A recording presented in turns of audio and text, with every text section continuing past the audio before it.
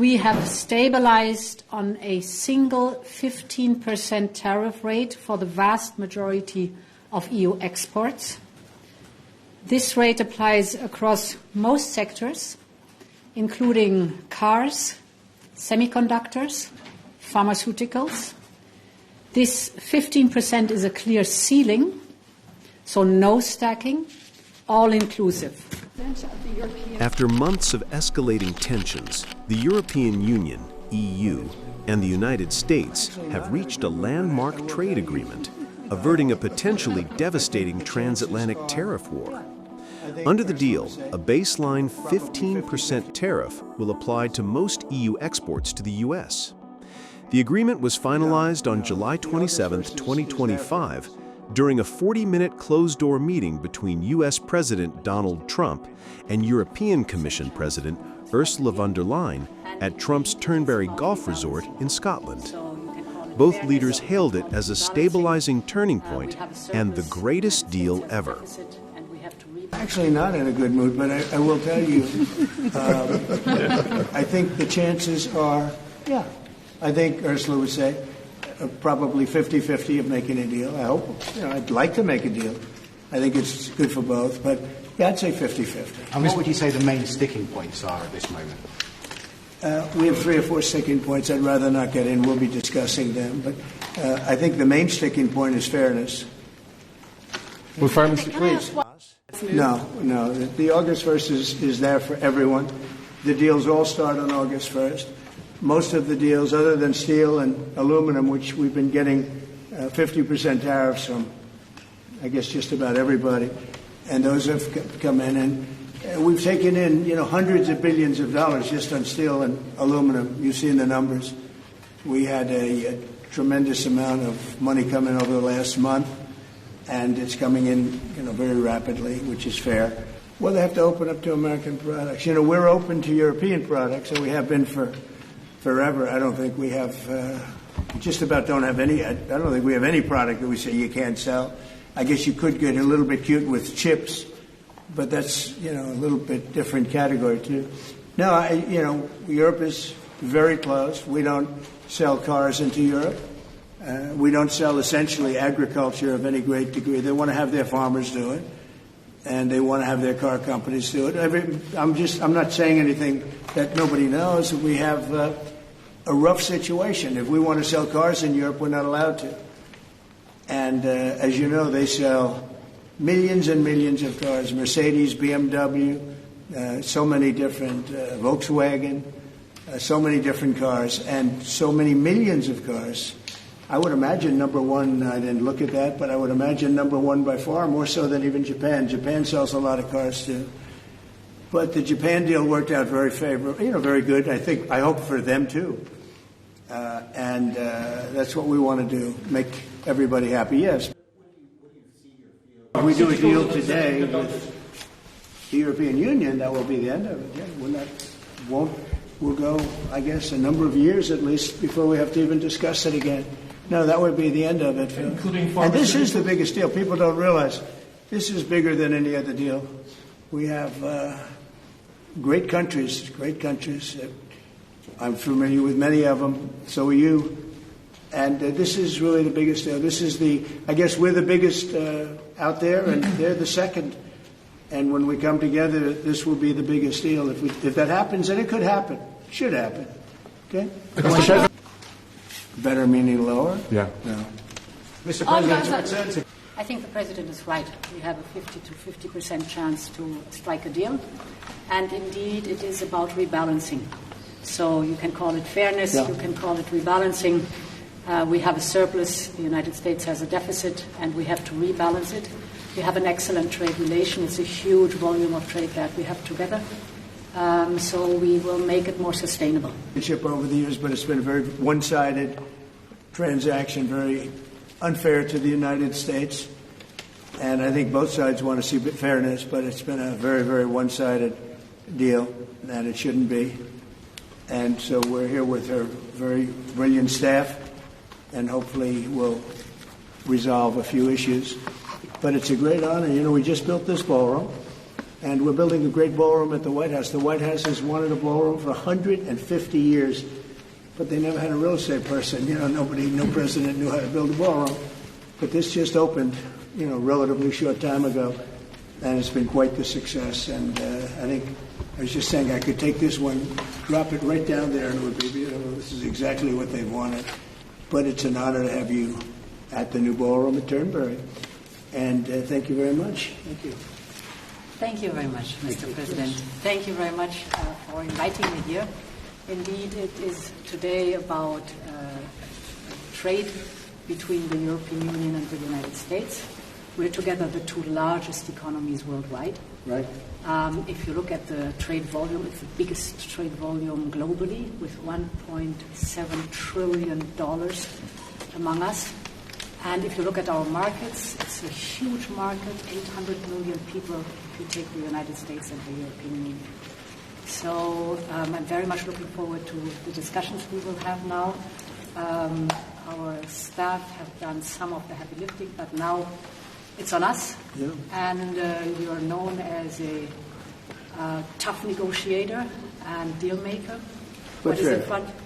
And fair. And what is in front of us? That's less important. If we are successful, I think it would be the biggest deal each of us has ever struck.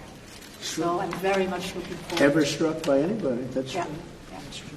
Right now we have that honor goes to Japan. We just struck a deal with Japan, as you know. And we're very close to a deal with China. We really sort of made a deal with China, but we'll see how that goes. And we have numerous other deals. And mostly I'm just going to charge tariffs. And, it's not a deal per se, but people are going to pay tariffs. And we're doing them at the low end, not the high end, because we don't want to hurt anybody. And pretty well, but you and I both figured this is really the biggest trading partnership in the world, so we should give it a shot, right? Yeah. I'm much looking forward to that. Oh, thank you very much. I do too. Under the agreement, all EU goods exported to the U.S., including automobiles, pharmaceuticals, and semiconductors, will face a uniform 15% tariff. Previously, these goods risked tariffs of up to 30% or even 50% if negotiations had collapsed. European-made cars, in particular, had faced a threatened 25% tariff. In addition to accepting the new tariff, the EU committed to purchasing up to $750 billion in U.S. energy goods and investing an additional $600 billion in the U.S. economy. President Trump stated that Europe would also buy hundreds of billions of dollars in military equipment from the U.S. Those specific timelines were not disclosed. Furthermore, EU member states will open their markets to U.S. goods with a 0% tariff. The agreement was signed amid preparations by both sides for retaliatory measures in case talks failed, with the EU having warned it was ready to impose 30% tariffs on $100 billion of U.S. goods.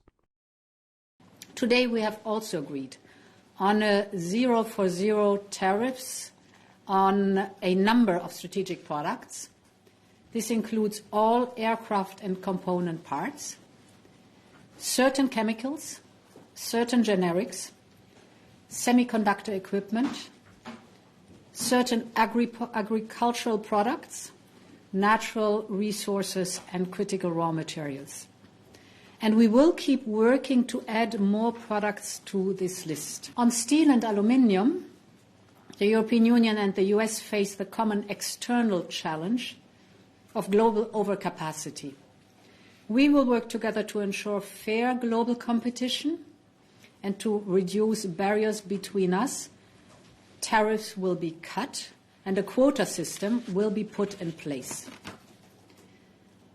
We will also increase our energy cooperation. Purchases of U.S. energy products will diversify our sources of supply and contribute to Europe's energy security. And indeed, we still have too much Russian LNG that is coming through the back door again to our European Union, and some Russian gas and oil still in the European Union, which we do not want anymore. We want to absolutely get rid of Russian fossil fuels. And therefore, it is much welcome to purchase the more affordable and better LNG from the United States. And there, approximately, our estimation is that we can do 250 per year over 3 years. Following President Trump's announcement of the agreement, European leaders expressed relief and welcomed the deal, as the EU appeared to have avoided a trade war. However, some leaders also voiced caution regarding the agreement's terms. ING's chief economist, Karsten Brzezinski, described the US-EU trade deal as a face-saving compromise. Compared to earlier this year, when no tariffs were in place, the EU will still face losses due to the 15% baseline tariff. The agreement was reached ahead of August 1st, the deadline set by the US to increase tariffs on a range of trading partners. Well, in all honesty, 15% on almost all goods looks like a face-saving compromise for both sides. But when you look at the economics, and when you look where we stood at the start of the year, namely with hardly any tariffs, the European Union will clearly lose from this deal. The European Union will see the negative economic impact, even though at 15% tariff rates, this will not be the end for the European economy. While the fact that the steel, aluminum, and also the fact that pharmaceutical are not included in this deal is clearly negative news for these sectors, for these industries, because it means that they will continue to face higher tariffs, higher costs, and clearly a more adverse effect on their businesses. Well, I think when I look at the statements that we have so far, the biggest threat from this statement is clearly looming for steel and aluminum, is looming for pharmaceuticals, and it's probably also still looming for agricultural. But for the broader part of the European economy, this is a deal that everyone can live with, even though it will do some economic harm on certain sectors. For the German economy, it was so important that this threat of 30% or 25% on European automotives has been prevented. And the fact that we will now only get 15% on European automotives means that for the German economy, also the economic damage, the economic harm will be manageable. It will be felt, but it will be manageable. Yeah, the investment promises part of this deal are clearly a bit more complicated and a bit strange, because this is something that only the U.S. president brought forward. Mrs. von der Leyen did not bring those investment plans forward, and it is very unclear how also Europe will deliver on these investment plans. Let's not forget the European Commission cannot decide on how individual companies will do their investments, and whether these investments would really go beyond soybeans, LNG, or some other product that might be purchased by individual governments remains completely unclear. So I think, in short, this investment part of the deal is clearly the weakest part of the deal, and it could very well be that the Europeans at least secretly think that they will never have to deliver on this investment part. I could imagine that the Europeans in these negotiations clearly gave signals that they might be willing to increase the European purchases of LNG. And it could also very well be that the Europeans gave signals to increase military equipment purchases from the US. I think that is both possible. In terms of LNG, there is not so much room left what the Europeans can buy. But when you look at military equipment, Europe has promised to step up its defense spending, and the European military equipment industry does not have the capacity yet to provide all these equipment. So here I think we could clearly see more European purchases of US produced military equipment. In 2024, US-EU bilateral trade reached 1.68 trillion euro, or $1.97 trillion, encompassing both goods and services. According to the European Council, while the EU maintains a trade surplus in goods with the US, it faces a deficit in services. Overall, the bloc's total trade surplus with the U.S. last year was approximately $50 billion. Prior to the EU, several Asian countries, including Indonesia, the Philippines, and Japan, secured trade agreements with the U.S., with Washington imposing tariffs on their goods ranging from 15% to 20%.